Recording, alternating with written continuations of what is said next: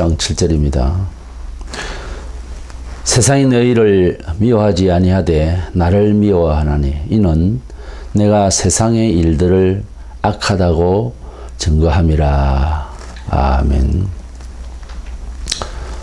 우리가 예수를 믿으시어 혹은 예수를 믿으면 이러이러합니다 라고 전도하고 설교할 때에 그것은 어떤 면에 있어서 성경의 해석 문제입니다.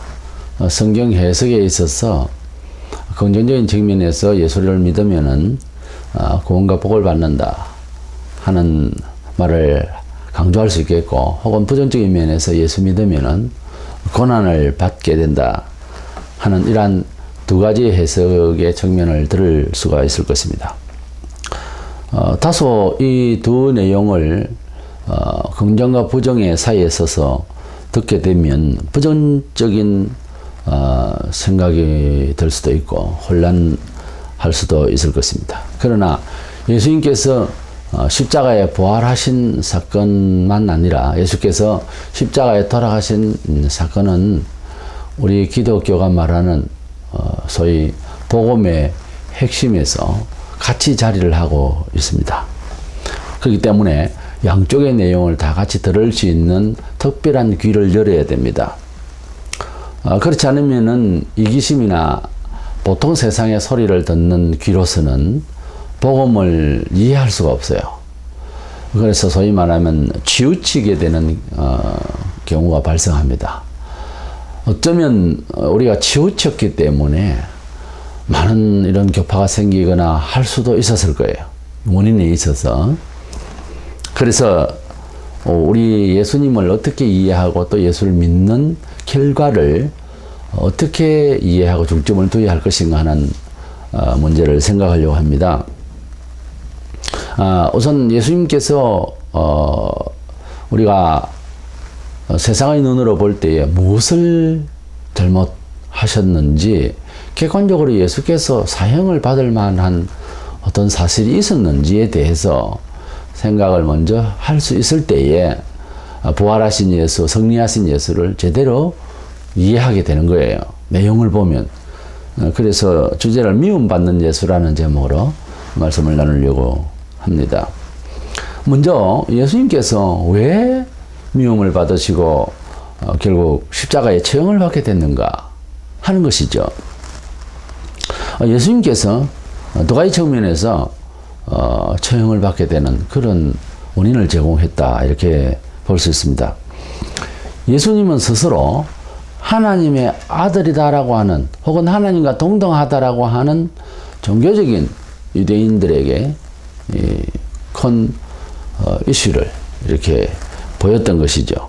그리고 예수님께서 그때 당시에 안 그래도 유대인들이 신앙생활이 정상적이지 아니하고 매우 외식적인 그런 잘못하고 있는 상황에서 또한 종교성이 잘못되면, 본래 종교는 심장과 같아서 종교성이 잘못되면 전체 사회 문화생활의 의식이 정서가 나빠지는 거예요. 사실은 우리가 그런 교회 사회 속에서도 얼마든지 볼 수 있거든요. 하나님 말씀에 충실하지 아니하면은 범죄를 일으킵니다. 교회가. 그것을 우리가 지금 보고 있잖아요. 성경대로 살려고 할 때는 매우 종교적인가 하지만은 꼭 그렇지는 않고요. 사회적으로도 정결하게 살려고 하게 되어 있습니다. 묘하죠. 그것이 바로 사람을 지으신 하나님이시고 결국 사람이 사는 사회도 바로 돌아가게 하실 하나님이라는 증명이에요. 그러니까 하나님은 문화 속에서 역사적으로 참여하게 하시는 종교심을 줬다는 거죠. 그러니까 기독교는 사회 따로 있고 종교 따로 있고 인격 따로 있고 신앙 따로 있는 것이 아니라 하는 얘기입니다. 일본의 불교 사상가가 처음에 사대 성인이란 말을 했다고 하는데, 그 중에 예수공자 석가 소크라테스라고 하는 이 사대 성인의 전에, 예수 전에 칸트를 먼저 넣었다고 그래요. 그래서 칸트 공자 석가 소크라테스를 했다고 합니다. 그러다 나중에 칸트가 예수로 교체되면서 현재 사대 성인으로 확실시했다, 그렇게 말합니다. 우리가 거룩할 성자 성인이라 할 때 어떤 사람을 성인이라 할 것인가 하는 기준이 뭐냐. 보통 세상에서 보는 기준은 뭐 과학을 발달시킨다든가 그런 사람들은 뭐 지금 같으면 노벨상을 받잖아요. 그런 것도 아니겠고 무슨 뭐 경제상도 아니고 주로 보면 도덕적 부분 세상에 기여한 아주 그 도덕적 부분 그리고 그 범위가 아주 사회적일 뿐만 아니라 문화 역사 속에서 세계적으로 유능한 그러한 영향력을 끼친다든지 또 오랫동안 세월이 역사가 또 많이 있을 때 그 사람이 남긴 업적이 대단하지 않느냐 뭐 이런 정도의 추산이죠. 근데 예수님께서 성인이 된다고 할 때에는 그 사람들이 잘못 알고 있다는 거죠. 그 예수님이 왜 돌아가셨는지에 대해서 그 돌아가심을 단순히 무슨 어떤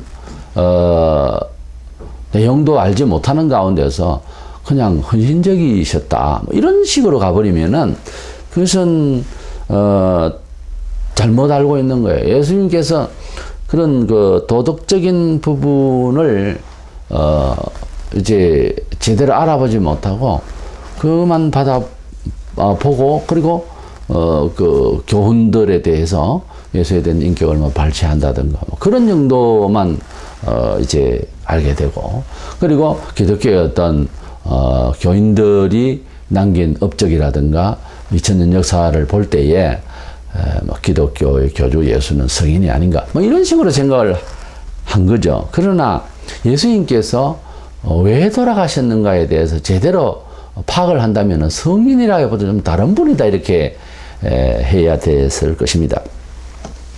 그래서 예수님께서 왜 십자가에 돌아가셨는가를 우리는 잘 알고 있죠. 그래서 4대 성인이라고 생각하고 있는 불신자들은 그 이유를 오늘 제대로 들어야 됩니다.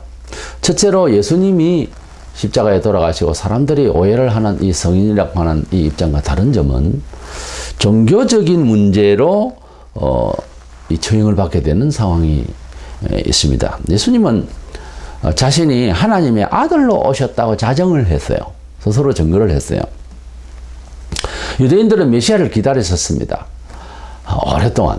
근데 그 메시아를 기다리고 있으면서 메시아가 진짜 왔을 때에 그 메시아를 알아보지를 못했습니다. 그 원인은 그들의 마음의 눈이 어두우니까 성경을 보고도 성경의 바른 해석이 안 되는 거예요. 오늘날도 마찬가지입니다. 우리 눈이 세상에 빠져 있고 세속적 가치에 그리고 편성되어 있으면 성경이 본래 말하고 우리 성경이 뻔히 보면서 성경이 본래 말하고 있고 보증하려고 하는 삶의 그 끝을 이해하지를 못해요. 안 받아들여지니까 이해하지 않는다 아닙니까? 우리가 이해할 수 없다는 말은 안 믿는다는 말이에요. 그러니까 안 믿어지는 거예요.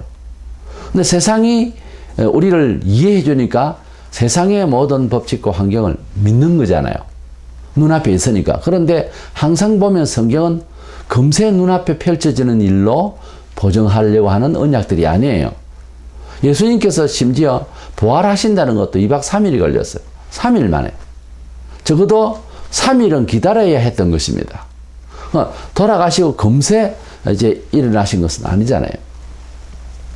조급하고 근시안적이고 매우 과학적이고 1 더하기 1은 곧장 이라고 답을 써야 하는 이런 절급한 생각으로 세상을 살아가는 우리들의 심령이라고 하는 것이 그렇게 유대인들이 메시아에 대해서 자세히 좀 알아나 봐야 되는데 그냥 뭐 자기들 눈에 1 더하기 1은 바로 2 이렇게 답할 수 있듯이 저 사람이 누구냐? 나사렛 촌동네에서 무슨 선지자를 나가있느냐? 뭐 단방에 예수에 대해서 알아볼 생각도 없이 그들이 그렇게 근시안적이고 세속적이고 교만한 생각으로 예수를 이해하려고 하니까 뭐 사회의 무리를 일으키는 사람 마냥 보이고 하나님의 아들로서 정말 오셨기 때문에 하나님 아들이라고 그러는데 그렇다면 하나님의 아들이라고 하면 무릎을 꿇고 우선 나중에 처형을 시키더라도 아 그렇습니까? 그러면 당신이 하나님 아들의 증거를 보이시오.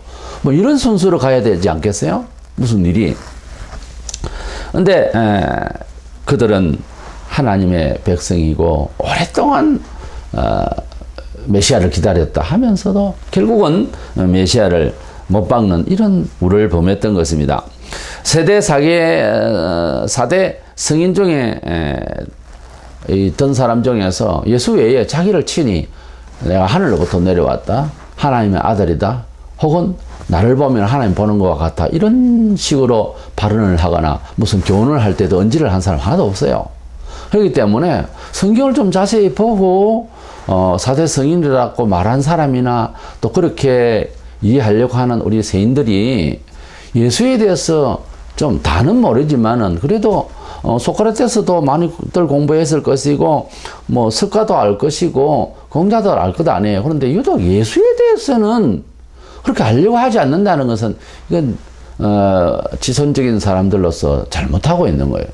우리가 믿고 안 믿고 그런 걸 떠나서 적어도 4대 성인이라고 할 만한 사람 중에 한 사람인 예수를, 공자에 대해서도 많이들 공부해요. 석가에 대해서도 뭐 이래저래 알고 소크라테스에 대해서도 뭐 전용기부터 공부하고 하는데 왜 예수에 대해서는, 그러니까 신학 서적이죠, 그들의 책에 비하면 왜 보지를 않느냐는 거예요. 예. 그래서 보고 제대로 알자는 거죠. 근데 예수님만은 이 4대 성인이라는 사람 중에서 하나님의 아들이라고 말했다는 자체가 많이 다른 부분이란 말이에요. 근데 이 부분은 유대인들에게서는 대단한 충격적인 그런 발언이에요, 사실은.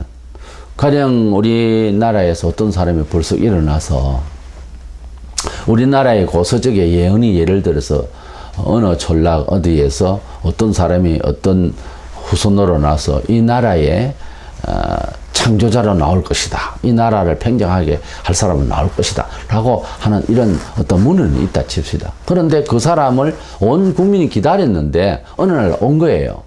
그런데 뭐 사는 행편이나 모든 걸 볼 때 도저히 그런 사람은 안 보이는 것 같은 거예요. 그 사람이 내가 바로 그 사람이다라고 이렇게 이야기를 한다면은 사람들이 지금 이 시대에 사는 우리들의 이 과학 시대에, 이 교만한 시대에 살면서 그걸 인식할 수 있겠어요?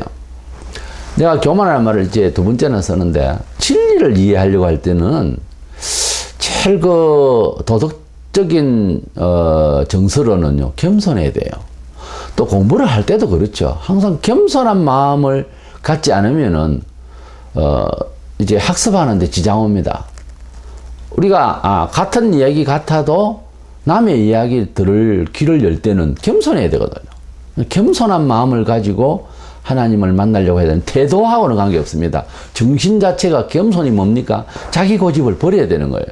그것을 버리고 환영하면서 이렇게 배울 이런 마음을 가져야 되는데, 뭐 교만이 머리 끝까지 차 있으면서 예수를 보려 하니까 무슨 말을 하는지에 대해서도 제대로 안 들리는 거예요. 매번 이야기했는데도 안 듣는 거예요. 그런 내용의 대화들도 나옵니다. 이 사람들 참 이상하네. 금세 그렇게 말했는데 또 묻네. 그러면서 치유받은 사람이 지적하는 말이 있거든요, 성경에. 금세 들어도 또 못 들은 사람 마냥 이야기를 하게 되는, 이것은 뭔가 뭐 교만해서 그래요. 사람이 겸허하면 남의 얘기를 들을 수가 있습니다.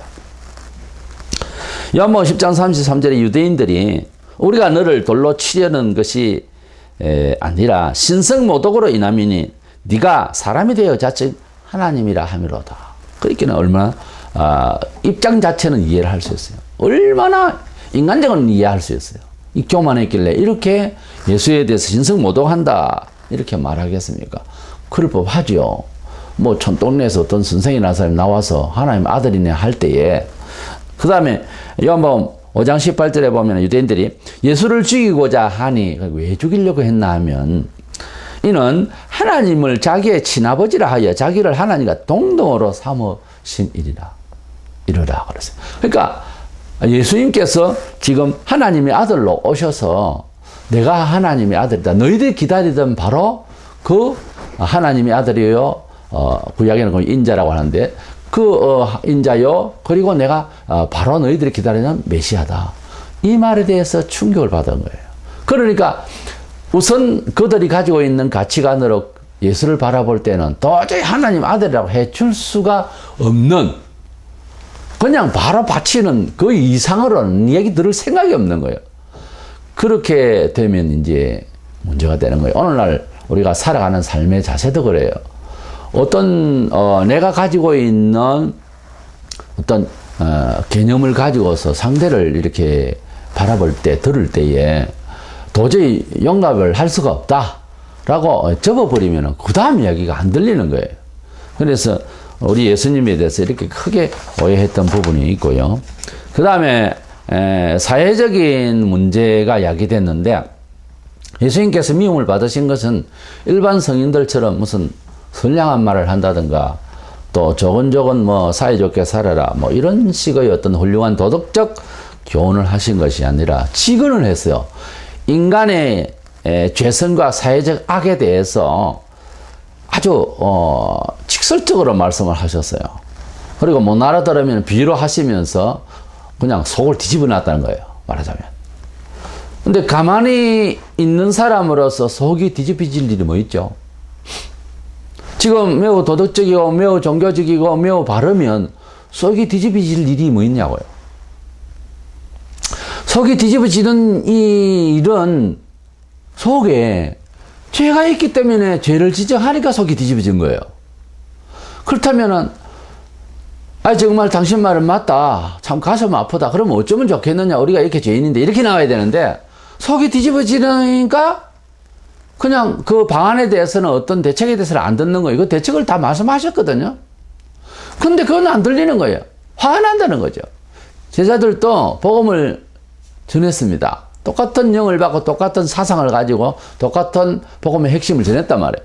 근데 한 무리는 가슴을 치면서 속이 뒤집어진 거예요. 그래서 자기를 돌아보고 회개하고 반성을 하고 구원을 받는 경우가 있고요. 한편은 똑같아요. 찔림을 받아가지고 속이 뒤집어진 거예요.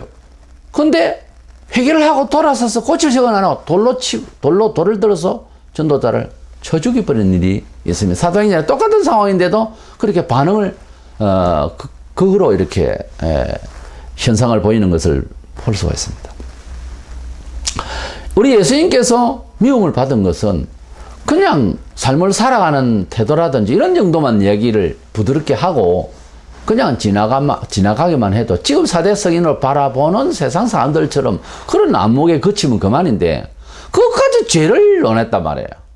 죄를 해결해야 된다. 죄를 청산해야 된다. 너는 죄인이다. 영적으로 말하면 너는 맹인이다. 뭐 이런 식으로 이야기를 하니까 유대인들이 가만히 있으려고 합니까? 우리가 무슨 맹인이며 우리가 무슨 죄가 있는데 조상 대대로부터 우리가 무슨 매여 있고 부자유하냐? 우리는 자유인인데 뭐 그러면서 아주 분노가 극심에 달했던 거죠. 그래서 이 사회적인 또는 인간의 어떤 죄성에 대해서 직설적으로 죄를 논하니까 이제 이 문제가 생긴 거예요. 본문에 7절에요. 보면 세상이 나를 미워하나니 이는 내가 세상의 일들을 악하다고 증언함이라고 그랬어요.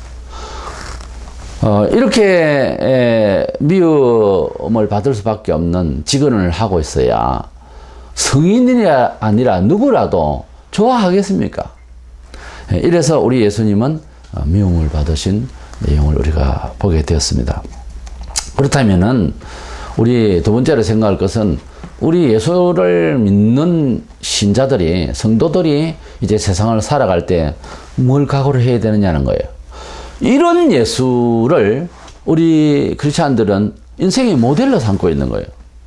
그래서 예수 닮기 원합니다 하고 찬송하듯이 우리는 예수님을 인생의 우리의 모델로 삼고 그리고 예수님의 그 교훈대로 살려고 하는 것이 마땅함으로 알고 또 그렇게 삶이 나의 삶에 전환된 새로운 감각으로 알고 그렇게 사는 것이 우리 그리스도인이거든요. 한마디로 말해서 그리스도인은 예수 닮기 원하거든요. 그렇다면 이제 각오를 해야 되는데 꼭 예수님의 행적을 쫓아서 그렇게 미움을 받을 수밖에 없는 상황이 벌어진다는 것을 염두에 두고 예수를 그렇게 닮으려고 하는지 제가 그걸 교인들에게 묻고 싶다는 거죠. 복음이라고 하는 말은 기쁜 소식이라는 말입니다. 굿뉴스. 그래서 복자와 소리 엄자를 써서 복된 소리라 기쁜 소식이라 이렇게 표현을 하는데, 문제는요, 복된 소리가 됨을 무엇으로 증명할 것이냐는 거죠. 기쁜 소식이다. 그래서 교인들이 전도를 할 때나 우리가 인식을 할 때, 하나님이 좋으신 분이고, 그건 찬송 참 많이 하죠. 이제 기쁜, 하나님이시여. 그래서 날마다 기뻐해야 된다. 또 이렇게 성경 구절을 찾아서 그렇게 하려고 심리적으로, 아예 자기를 그런 식으로 아예 전환을 시키려는 의지를 다 하는데, 그러나 우리가 세상을 경험할 때에 좀 진지하게 말했어요. 기쁨은 어디에서 오나요? 날마다 기뻐할 때 기뻐지나요? 그건 아니죠. 그거는 최면이죠. 자기 최면 그런 거죠. 아무리 기뻐하려고 하다가도 환란이 오거나 어려움이 오면 기쁨이 삽시간에 없어집니다. 그러니까 기쁜 마음을 가진다는 것은 좋게 말해서 컨디션이 좋은 거예요. 컨디션을 좋게 하자는 거죠. 긍정주의니 낙관주의니 주의 하는 것은요. 그런데 참 기쁨은 뭡니까? 없는 것이 있어야 기쁘잖아요. 기쁠 일이 실제적으로 간직되고 만나고 일이 이루어져야 기쁘지. 이루어지기 전에 기뻐하라. 이거는 좀 다른 차원의 이야기예요, 사실은. 거의 80, 90%그 말도 말은 되지만 그것은 거의 심리 철학이에요. 그렇지 않습니까? 없는 것을 있는 것처럼 막 기뻐한다. 그것은 하나님의 특수 계시성 아니고는 그렇게 말할 수가 없어요. 우리가 삶을 살아왔는데 진지하게 비판을 해보자는 거죠. 참 기쁨, 참 감사는 원인이 있어야 해야 될 것 아니에요. 아무 원인도 없는데 기뻐하라, 기뻐. 미친 사람 짓이죠. 근데 오늘날 많은 교회와 세상 사람들이 긍정주의니 뭐니 하면서 거기 쏟고 있는데 자기 최면을 거는데, 그래 되면은 안에 실리적인 어떤 진정성이 없는 일을 이룰 수 있어요. 자칫하면은.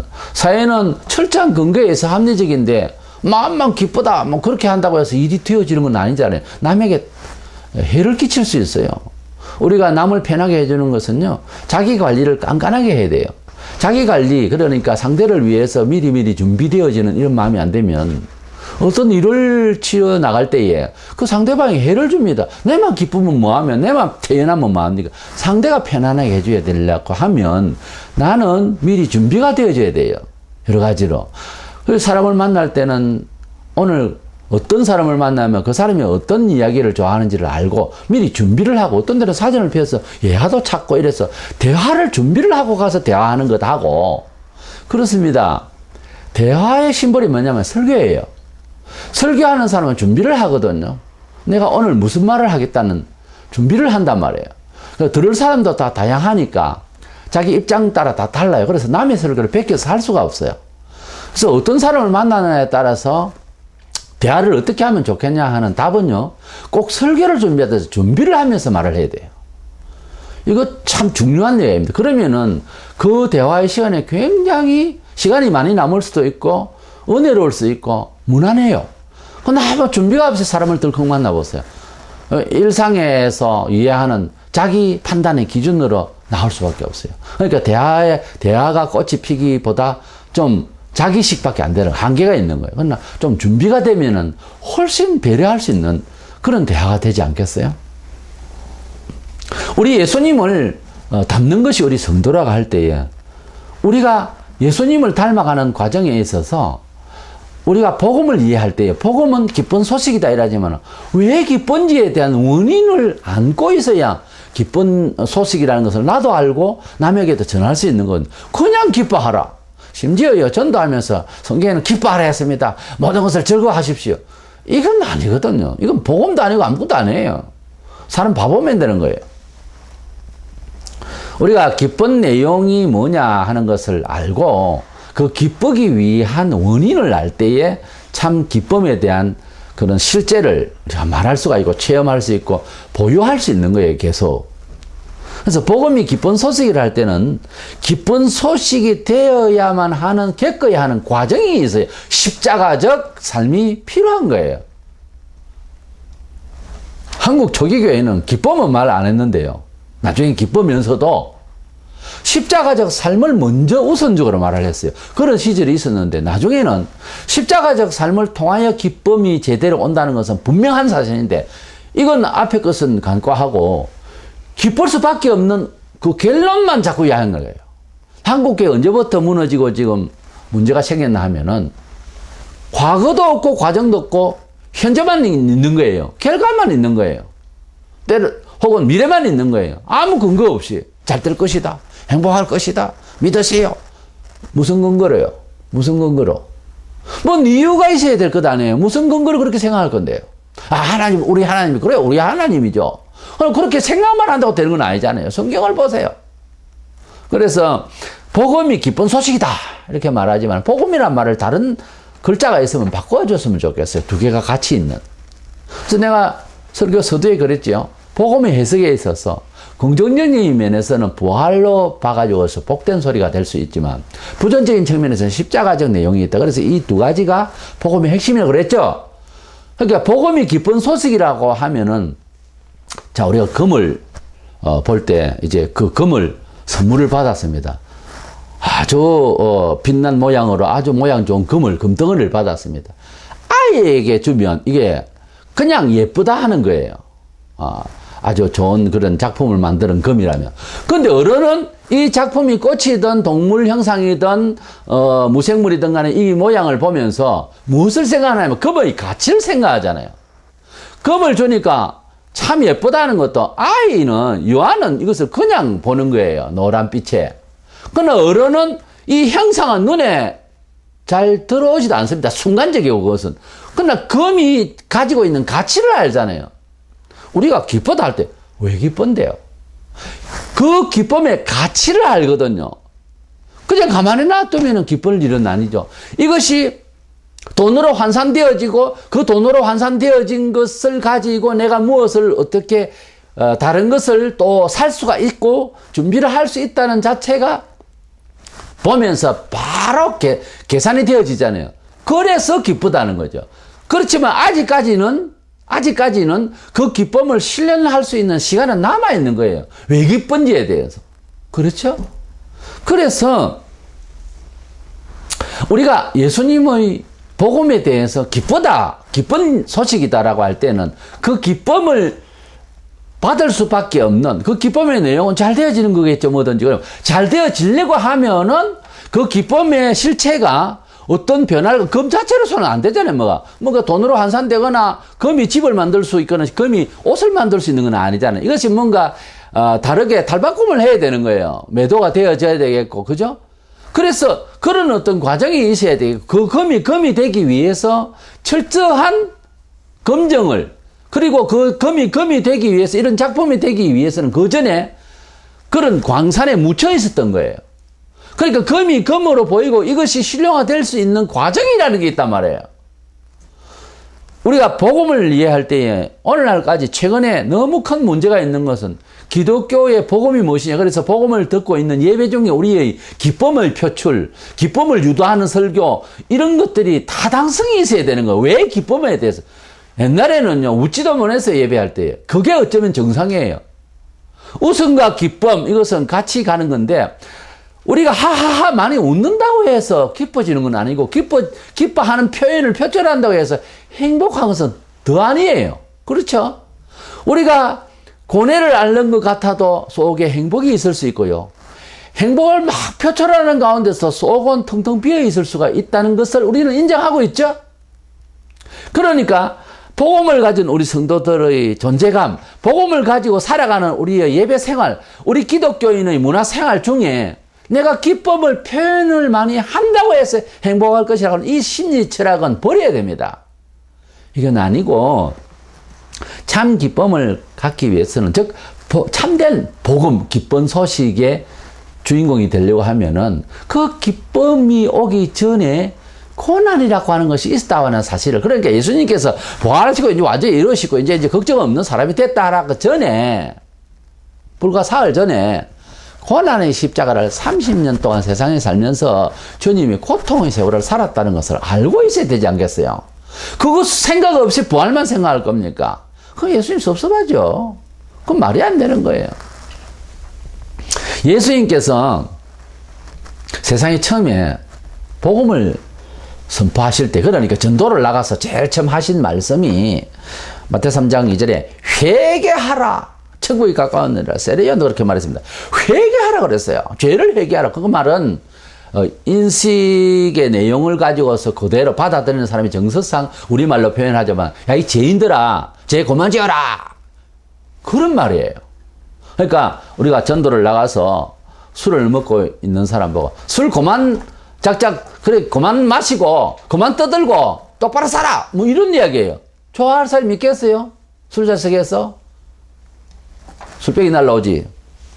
그리고 성천하시기 전에 예수님께서 성경 기록의 목적에 대해서 그러니까 예수님께서 성천하시기 전에 이 복음, 소위 말하는 복음의 내용에 대한 핵심적인 말씀을 하셨어요. 누가 24장 47절에 또 그의 이름으로 죄 사함을 받게 하는 회개가 예루살렘에서 시작하여 모든 족속에게 전파될 것이 기록되었으니. 그러니까 기록되어 있는 성경, 복음이라고 하는 것은 예루살렘에서 시작해서, 그러니까 거기서 복음이 시작됐으니까요. 시작해서 온 세상에 회개해야 될 상황이 전파될 것이 기록된 게 성경이라고 그랬어요. 그러니까 복음은 뭔가 하면은 회개를 요청하는 말이라는 거예요. 그러면 회개만 요청되어지고 그대로 응하면 뭐가 되느냐? 그제서 기쁜 소식이 된다는 거예요. 그러니까 제가 하잖아요. 복음이라는 말 대신 다른 말이 없을까 하는 말이에요. 회개하면 잘 되어집니다. 이 말인데 이거를 두 개를 어떻게 병합해서 말을 할 수 있겠느냐? 복음이라고 하는 이제 사상적 형용어가 아닌 그 사상의 주인공의 삶을 이야기하자면은 사활소리예요. 그러니까 예수님께서 죽으시고 부활하신 내용의 이야기예요. 주 예수의 사활에 대한 정언이에요. 복음이라는 건. 그러니까 복음을 다른 말로는 내용상으로는 사활에 대한 이야기예요.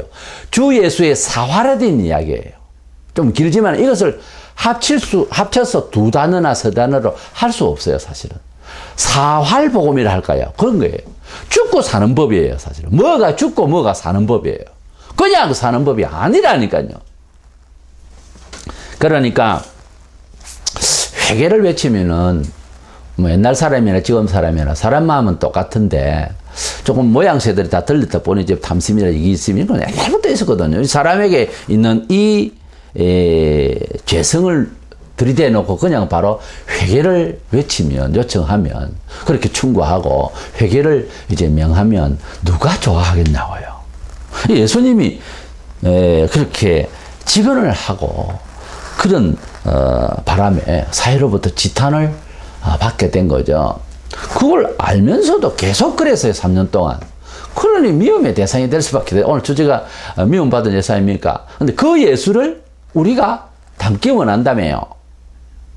예수를 닮는 것이 그리스도인의 삶의 목표라며요. 그렇죠? 그걸 성화라고 하잖아요. 그 과정에 있어서 예수님이 미움받으신 그 말씀과 그런 삶의 중심을 또 닮아야 될 것 아니에요. 그거는 예수만 그러고 우리는 안 할 것이다. 아니요. 그래 안 돼 있어요, 성경은. 그러니까 예수를 닮으려면 예수님의 문화 양식을 닮는 것이 예수를 닮는 거지. 예수님을 뭐 어떻게 닮을까요? 어느 그림처럼 뭐 수염을 그리고 이런 거 닮을까요? 그거 아니잖아요. 예수님의 삶을 닮을 거잖아요. 예수님의 삶은 성리로 결국은 났잖아요. 성리하셨잖아요. 그 성리를 닮으려고 하면 고난도 우리가 받아야 할지니 그랬잖아요, 성경에. 그건 당연한 상식을 왜 회피하려고 그래요? 교회가 세상에 존재하는 이유가 뭘까? 우리가 예수를 왜 믿으면 왜 존재할까? 세상의 죄를 퇴치하기 위해서 존재하는 거예요. 결론은. 그렇죠? 그래 되잖아요, 이 얘기는. 그런데 교회가 죄를 지으면 어떻게 해요? 안 될 말이잖아요, 이게. 앞뒤가. 말이 안 되잖아요. 교회가 왜 존재합니까? 사회에 일도 안 하는 사람 불러서 밥이나 먹여주고, 무슨, 교회가 무슨 그런 일을 하는 데입니까? 복지 차원에서의 어떤 종교입니까? 아닙니다. 교회는 그 지역에 그 가정에 예수가 들어갈 때는요, 죄를 퇴치하려고 들어가는 거예요. 결론은. 그렇잖아요. 죄를 퇴치하냐고는 교회가 그 지역에 있을 이유가 없어요. 죄를 넣어요. 그러면 그 지역에서 미움받는 단체가 되는 거죠. 그건 당연한 거예요. 각오를 하라가 말이에요. 그런 그림 가운데서 목사하시오. 못하죠, 일반 사람은. 그래서 죽을 각오로 사명 갖지 않으면 이 길 못 갑니다. 뭐 생활이 어려워서 뭐 목사의 일이 어려워서 우리 성도들이 뭐 힘들기 때문에 뭐 이런 차원이 아니에요. 당장에 미움받을 소리를 해야 하니까. 미움받을 소리를 할 사람은 자기를 돌아봐야 하는 이런 심각한 준비가 필요한 거예요. 그렇죠? 그래서 이래저래 어려운 거예요. 전도자가 되는 것은. 우리가 교회를 왔다 갔다 하는 것은 모르겠는데 교회 중직을 맡는다든지 전도를 나간다든지 목사가 된다든지 교회의 어떤 직무를 맡는다든지 어려운 일입니다. 달리 어려워서 실력 문제가 아니고요. 성결 문제예요. 하나님이 어떤 사람하고 함께 합니까? 죄인하고 함께 합니까? 우리 하나님 우리와 함께 하시고 손끝으로 입으로 우리의 몸에 우리를 함께 하셔서 함께 역사하시고 우리에게 성리를 베푸실 때는요. 반드시 깨끗하라. 그러면 내가 너희 안에 있겠다 그랬어요. 깨끗이 못한 가지는 버린다 그랬어요. 그래서 우리가 하나님 앞에서 성결이 얼마나 중요한지 모릅니다.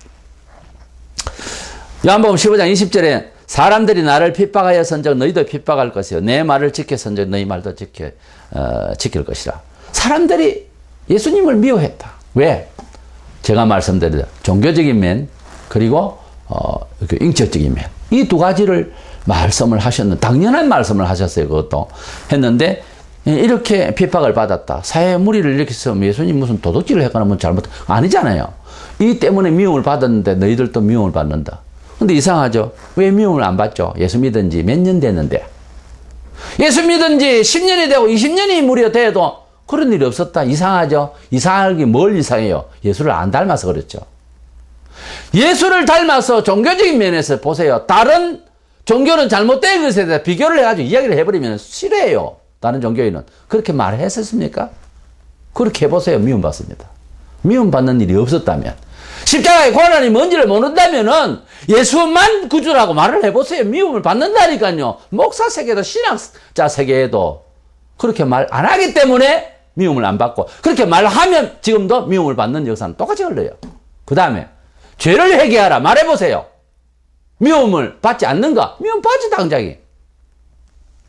그러니까 성도로서 살아가면서 우리 예수만 오직 구주다. 이걸 이야기하면 타 종교는 싫어해요. 미움 받는다니까요. 비슷한 거예요. 예수님을 닮아가는 그런 내용하고 그대로 부합되는 거예요. 죄를 회개하시오. 바로 삽시다. 누가 좋아해요? 이 사실을 제대로 알고 살았던 제자들이 사도행전에서 보면 이 사명을 다 발휘를 할 때 이렇게 되었습니다. 사도행전 20장 24절에 내가 달려갈 길과 주 예수께 받은 사명 곧 하나님 이 은혜의 복음을 증언하는 일을 마치려 하면 나의 생명조차 조금 더 귀한 것으로 여기지 아니하노라. 그래서요. 목사만 아니라 예수를 믿고 살아가는 모든 타 종교는 전부 평정하고 삶을 정결하게 하나님이 함께 하실 삶으로 공의롭게 바로 딱 살려고 하면은요. 호독해집니다. 그리고 목숨을 걸어야 돼요. 목숨을 담보로 이 길을 가는 겁니다. 성경적으로 보면은 모든 그리스도인은 그리스도 안에 모든 성도들은요.